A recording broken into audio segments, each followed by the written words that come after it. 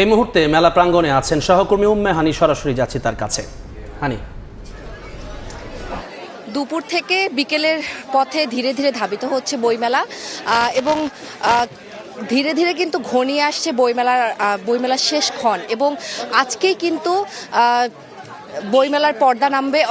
আজকেই কিন্তু হচ্ছে ধীরে ধীরে বইমেলায় অমর একুশে বইমেলার আসলে পর্দা নামবে এবং গতকাল থেকেই কিন্তু মেলায় ছিল বিদায়ের আবহ, কিন্তু সেটিকে কিন্তু আসলে ছাপিয়ে আসলে আজ পুরো মেলা জুড়ে পাঠক সমাবেশ।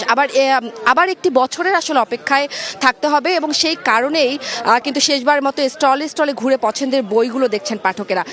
সবার মনে বইমেলার বিদায়ের যে কষ্ট সেটি আসলে থাকলেও দিনটিকে ঘিরে কিন্তু উচ্ছ্বাসের কমতি নেই একেবারেই কিন্তু কোনো। এবং সমাপনী দিনে আজ বিকেলে কিন্তু 5টায় বাংলা একাডেমিতে রাখা হয়েছে সমাপনী অনুষ্ঠান এবং আজ সমাপনী দিনেও কিন্তু মেলায় নতুন বই প্রকাশিত হয়েছে এবং গতকাল পর্যন্ত নতুন বইয়ের কিন্তু সংখ্যা দাঁড়িয়েছে 2,965টি এবং নতুন বই 3,000-এর ঘর যে পেরিয়ে যাবে সেটিও কিন্তু শেষ দিনে এমনটাই জানিয়েছে বাংলা একাডেমির তথ্য কেন্দ্র। এবং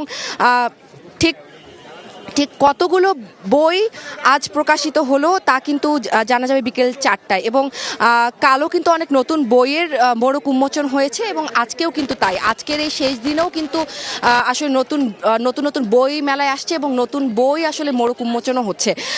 আমরা আসলে আরেকটা বিষয় না বললে নয়, আমরা কিছুক্ষণ আগে প্রকাশকদের সাথে কথা বলেছি, তারা কিন্তু বলছেন যে এবার আসলে পাঠক সমাগম আসলে অনেক বেশি থাকলেও তেমন কিন্তু বই বিক্রির কিন্তু তেমন কিন্তু হয়নি এবং সেটি কিন্তু গতবারের তুলনায় 1/3। তো এই ছিল আমার কাছে অমর একুশে বইমেলার প্রাঙ্গণ থেকে সর্বশেষ। সরাসরি যুক্ত ছিলাম বইমেলায়।